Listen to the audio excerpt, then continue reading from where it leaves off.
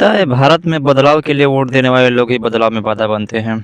अब जो लोग कहते हैं कि मुझे इस पार्टी को जिताना चाहिए ताकि ये कुछ बदलाव लाएगी, फिर वही लोग उस बदलाव में बाधा बनते हैं। ये देखो, बीजेपी समर्थकों ने बीजेपी को वोट देकर बीजेपी को जिताया है। अब मैं बीजेपी से कुछ प्रश्न करूँगा, कुछ मांगे करूँगा, तो ये जो लोग उसको जिताए हैं ना, ये लोग खुद मेरा विरोध करने लगेंगे कि नहीं तुम बीजेपी के विरोधी हो, तुम कांग्रेसी हो, बीजेपी तो मतलब कांग्रेस से अच्छी ही है। क्या अच्छा होना ही बेहतर है? यानी कि दो चोर हैं, तुम एक कम चोर को पकड़ोगे तो कहोगे वो बेहतर है। राजनीति में भ्रष्ट हमेशा से थे, तुम्हारा यही अंधापन जो तुम पार्टियाँ कहाँ से जवाब दें, तुम खुद जवाब देने लगते हो, तुम पार्टियों के लिए अंधे हो जाते हो। यही अंधापन हर पार्टी में भ्रष्टाचार को पैदा किया हुआ है। जो नेता कल कांग्रेस में तो आज बीजेपी में आ चुके हैं, फिर कहाँ से खत्म हुआ भ्रष्टाचार?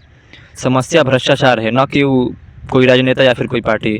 सारी पार्टियाँ अच्छे काम करती है, हाँ कुछ मामलों में उनके विचार अलग रहते हैं इसलिए कुछ अलग कार्य करते हैं, पर असली समस्या भ्रष्टाचार ही होता है। तुम जड़ स्तर पर कभी देखते ही नहीं हो कितना आम जनता परेशान होती है, हर नागरिक को कितनी समस्याएं होती है भ्रष्ट नेताओं की वजह से, भ्रष्ट अफसरों की वजह से।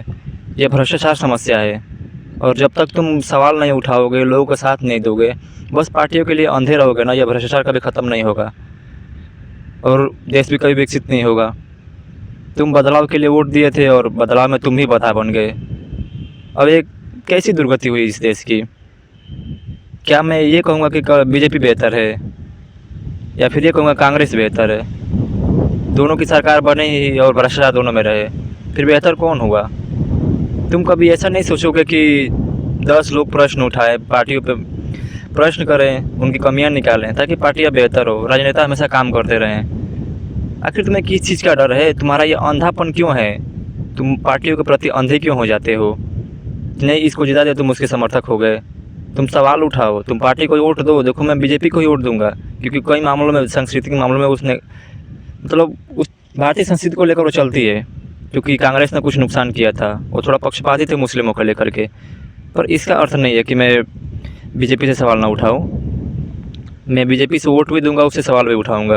अब तुम मुझे कांग्रेसी समझोगे तो ये तुम्हारी मूर्खता होगी, और तुम विकास में बाधा बन रहे हो।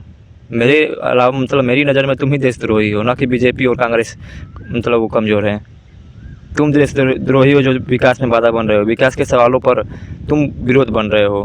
तुम अंधी भीड़ हो जो गुलाम हो, पार्टियों के गुलाम हो। सुधर जाओ तभी कुछ बदलाव आएगा, कुछ चेंज आएगा इस कंट्री में।